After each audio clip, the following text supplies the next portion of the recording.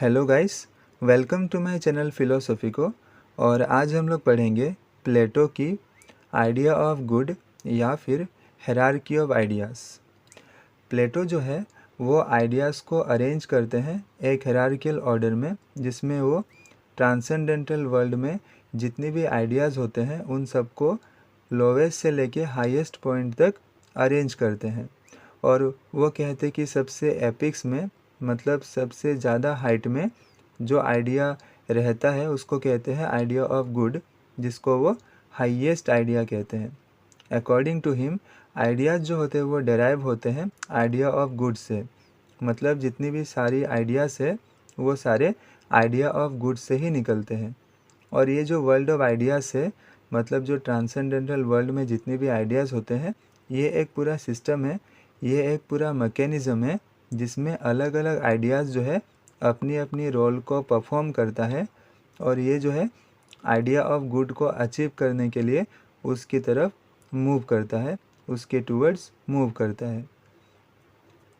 प्लेटो अपने dialogue Republic में कहते हैं, और उसमें वो मेटाफिजिक्स को डिस्कस करते हुए ये कहते हैं कि जितने भी आइडियाज़ होते हैं, जितने भी फॉर्म्स होते हैं, वो सारे फॉर्म्स, सारे आइडियाज़ जो है वो ट्राई करते हैं कि वो जैसे तैसे कल्मिनेट हो जाए आइडिया ऑफ गुड में, यानी कि आइडिया ऑफ गुड में मिल जाए या उसको अटेन कर ले, ताकि वो अपनी रियल नेचर को जान सके, उसको सेल्फ रियलाइजेशन हो सके।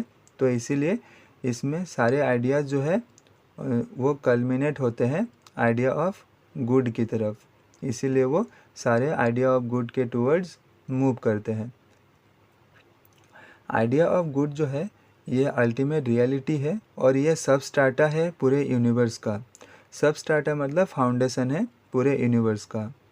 और प्लेटो ने जिस तरीके से आइडिया ऑफ गुड को जो है ज़्यादा एम्फेसाइज़ किया अपनी फ़िलॉसफी में, और जिस तरीके से वो कहते हैं कि जो आइडिया ऑफ गुड है वो अल्टीमेट रियलिटी है, तो इसको हम कंपेयर कर सकते हैं स्पिनोजा के फ़िलॉसफी में जो उन्होंने सब्सटेंस के बारे में कहा, या फिर शंकराचार्य की फ़िलॉसफी जिसको अद्वैत वेदांत या फिर नॉन डुअलिज्म भी कहते हैं।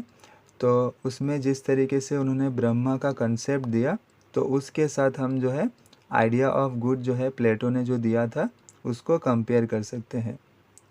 आइडिया ऑफ गुड जो है वो समन बोनम है। समन बोनम का मतलब हाईएस्ट एम ह्यूमन लाइफ का। और जितने भी क्रिएचर्स होते हैं, इवन जो गॉड भी होते हैं, वो सारे ट्राई करते हैं कि आइडिया ऑफ गुड को अटेन करने के लिए, इसीलिए इसको हाईएस्ट एम कहा गया ह्यूमन लाइफ का।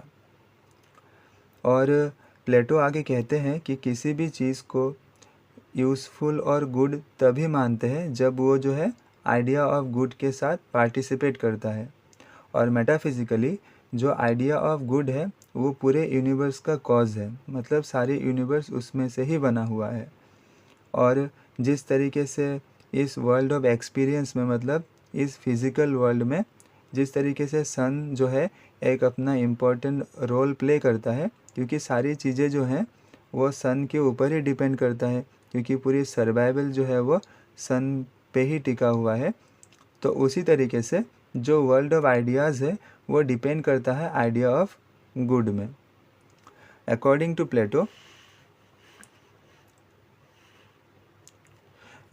प्लेटो जो सन है एक विजिबल रियल्म है, मतलब वो हमें दिखता है और इट कैन बी परसिव्ड, इसको देखा जा सकता है।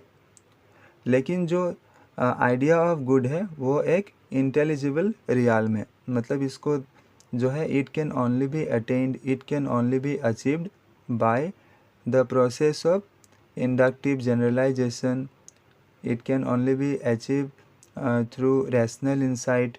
We have to go through rationality to make this happen, to achieve the idea of good. प्लेटो आगे कहते हैं कि जैसे जो सन है वो एम्पिरिकल वर्ल्ड में या फिर फिज़िकल वर्ल्ड में सारी चीज़ों को कॉज करता है, और इस एम्पिरिकल वर्ल्ड में, इस फिज़िकल वर्ल्ड में जिसके बिना कोई भी अबायोटिक फैक्टर, कोई भी बायोटिक फैक्टर सर्वाइव नहीं कर सकता, उसी तरीके से जो फॉर्म ऑफ गुड है, यानी कि जो आइडिया ऑफ गुड है, वो सारे फॉर्म्स के, सारे आइडियाज़ के सोर्स होता है। It is the only source of all forms और ऑल आइडियाज़। जो आइडिया ऑफ गुड है वो अल्टीमेट रियलिटी है अकॉर्डिंग टू प्लेटो, जो कि इनडिस्क्राइबेबल है, मतलब जिसको डिस्क्राइब नहीं किया जा सकता, क्योंकि ये हमारे फाइनाइट स्पीच के, हमारे थॉट के काफ़ी बियॉन्ड होते हैं, हमारे सेंसेस के, हमारे लैंग्वेज और हमारे एक्सपीरियंस से भी बियॉन्ड है। इसीलिए इसको केवल हम लोग डिस्क्राइब कर सकते हैं जिस तरीके से शंकराचार्य ने अपनी फ़िलॉसफी में अद्वैत वेदांत में ब्रह्म को डिस्क्राइब करते हुए एक एक्सप्रेशन का यूज़ करते हैं। वो बोलते हैं कि नॉट दिस या फिर नेति नेति, ये एक्सप्रेशन यूज़ करते हैं वो।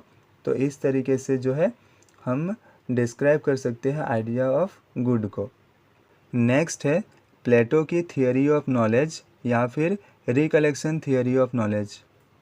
तो प्लेटो अपनी बुक रिपब्लिक में इस चीज़ को पॉइंट आउट करते हैं कि आइडियाज़ को जो है परसेप्शन के थ्रू नहीं जाना जा सकता। परसेप्शन मतलब ऑब्जर्वेशन के थ्रू हम आइडियाज़ को नहीं जान सकते हैं। इसको जानने के लिए हमें रिकलेक्शन या फिर रेमिनिसेंस जैसे प्रोसेस से होकर गुजरना पड़ता है। ये क्या है इसके बारे में जानेंगे आगे। तो अकॉर्डिंग टू प्लेटो, नॉलेज जो है वो हमारे माइंड में पहले से ही प्रेजेंट रहता है एट द बर्थ, और जो सोल है वो जब वर्ल्ड ऑफ आइडियाज़ में रहता है तो वो बिल्कुल इमॉर्टल स्टेट में एग्जिस्ट करता है, और उस टाइम पे वो जो सोल है बिल्कुल प्योर, बिल्कुल ब्लिसफुल फॉर्म में एग्जिस्ट करता है। लेकिन जैसे जैसे वो अट्रैक्ट होता है towards the world of senses, towards the world of experience, तो फिर उसके पास जितनी भी प्रायर नॉलेज रहती है रिगार्डिंग वर्ल्ड ऑफ आइडियाज़, तो वो सारा खोने लगता है। और फिर बाद में एक टाइम में क्या होता है, because of its bondage in the body, मतलब एक टाइम में जब वो उस बॉडी से बिल्कुल पूरी तरीके से कांटेक्ट में आ जाता है, तो फिर उसके पास जो है कुछ ही नॉलेज बचता है। It has only the dimmest and faintest collection of this knowledge. तो इसीलिए प्लेटो इस चीज़ पे ज़्यादा ओवर एम्फेसाइज करते हैं कि सोल के पास प्रायर जितनी भी नॉलेज थी, जितनी भी पुरानी नॉलेज थी, उन सब नॉलेज से वापस उसको री इंट्रोड्यूस करवाना चाहिए। और ये एम होना चाहिए सोल के लिए कि वो वापस कैसे वर्ल्ड ऑफ आइडियाज़ की तरफ मूव कर सके और कैसे इस बॉन्डेज से बाहर आ सके। और इसी प्रोसेस को जो है प्लेटो रिकलेक्शन प्रोसेस कहते हैं या फिर रेमिनिसेंस प्रोसेस कहते हैं, जिसमें वो अपनी प्रायर नॉलेज को वापस रिगेन करता है और अपनी जो प्योर, जो ब्लिसफुल फॉर्म है उसको वापस अचीव कर लेता है। तो फिर आज के लिए बस इतना ही। आशा करता हूँ आपको ये वीडियो अच्छा लगा। अगर आपको ये वीडियो अच्छा लगा तो आप इसको अपने दोस्तों के साथ ज़रूर शेयर करना। तो मिलते हैं आपसे नेक्स्ट वीडियो में, नेक्स्ट लेक्चर में। Thank you.